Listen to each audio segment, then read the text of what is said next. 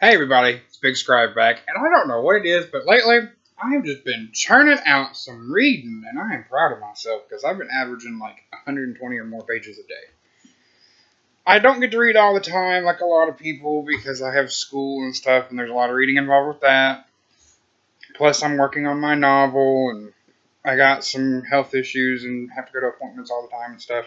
But today I'm back with another book review because I finished this book in 3 days. I am so proud of myself. I'll just tell you, I'm so proud. But it is Hollow City.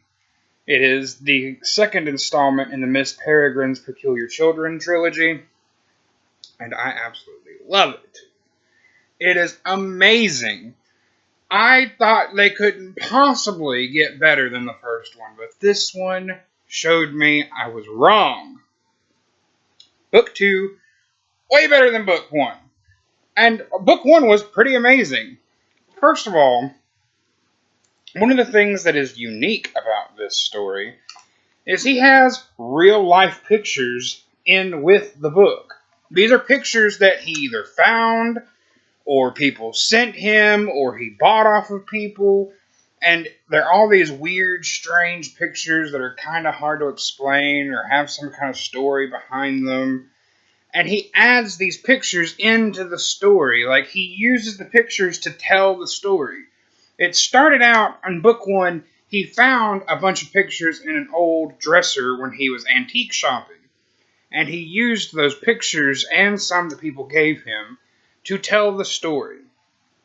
And over time, it became this thing, and it became this series, and it is so awesome, the way he uses these pictures, which this is an actual picture, by the way, maybe some slight doctoring. Some of them, he admits, are doctored, but most of them are real, genuine pictures.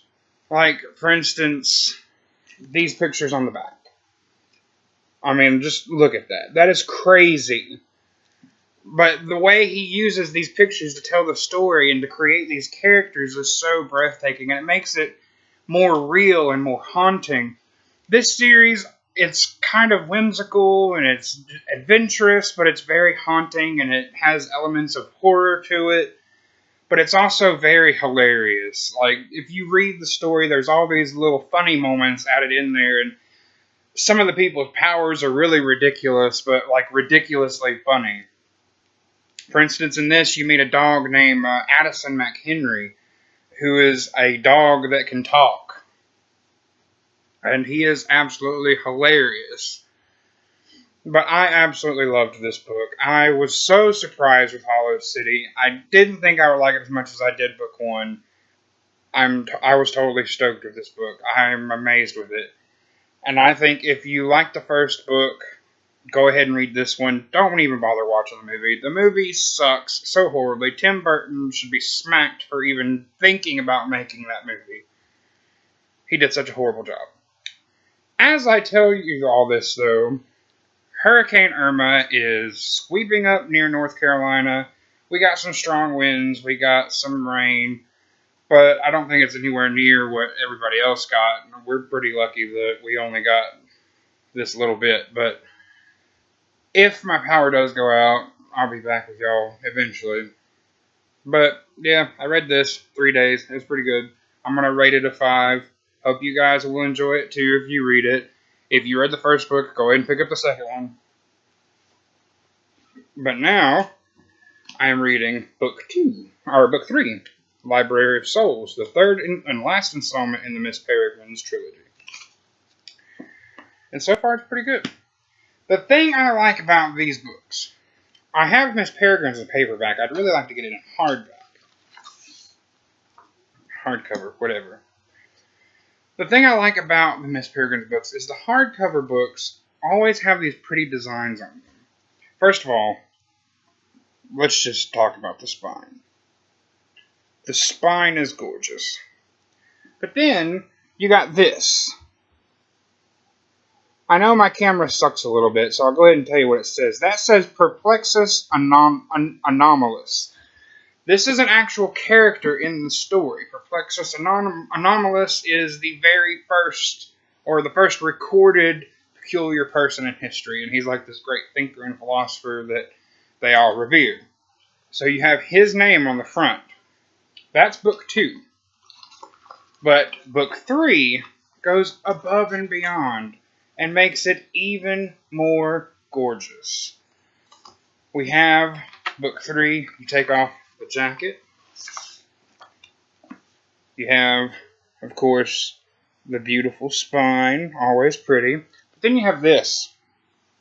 This is a signature of all the main characters of Miss Peregrine's Peculiar Children. You got Olive, you got Horace, Millard, Claire, Jacob, Emma, Miss Peregrine herself, Bronwyn, Fiona, Enoch, Hugh, and Addison. And these are the Miss Peregrine's Peculiar Children. Addison is the dog I was referring to. But I love this. I think this book looks prettier without the cover than it does with the cover. But I just thought it was cool, and I didn't even know that was there until I took the cover off to take photos for Instagram, and I was like, oh, wow, that is so pretty. So that was a nice little surprise. But honestly, this book is good so far, too. I'm kind of sad to see the story ending. I really wish the story continued, because I love the world that Ransom Riggs has created. This is actually his first writing project. Miss Peregrine's series is his first project that he did, as far as I know. And for him to be a person who never really wrote anything to come out with something like this is astonishing, because the world building is so incredible in here and complex. Yeah, this one came cut, by the way, in the mail, so I had to fix it with tape. My fixing it made it look worse, but that's beside the point. But I'm just glad that I've been able to read this series, and I'm sad that it's ending. But I'm going to give this a 4. This is a 4, definitely. I would give it a 5, but I rate a lot of books a 5. So I got to be a little picky sometimes. There's some things I would change, but all in all, it's a good series. So far, this is a good one, too. I will tell you in the beginning of this one, there's... it's not too much of a spoiler, but... in the beginning of book 3, they are in modern-day London, and they stumble upon a comic book convention. And Emma asks, why are they all dressed like this? And the dog says, well, judging by the way they're dressed, it's some sort of religious gathering, or religious holiday. And I just couldn't stop giggling over that. I thought it was hilarious. Because that's kind of what Comic-Con is to us nerds. It is a religious holiday. But anyway, I hope you guys like this video.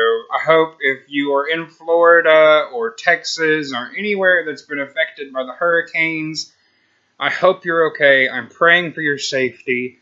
I love you guys. I have family down there in Texas right now that pretty much lost everything that they owned. So just, if you don't live in those areas, be praying for the people affected. And we hope everybody's okay. Stay safe. God bless you. Bye.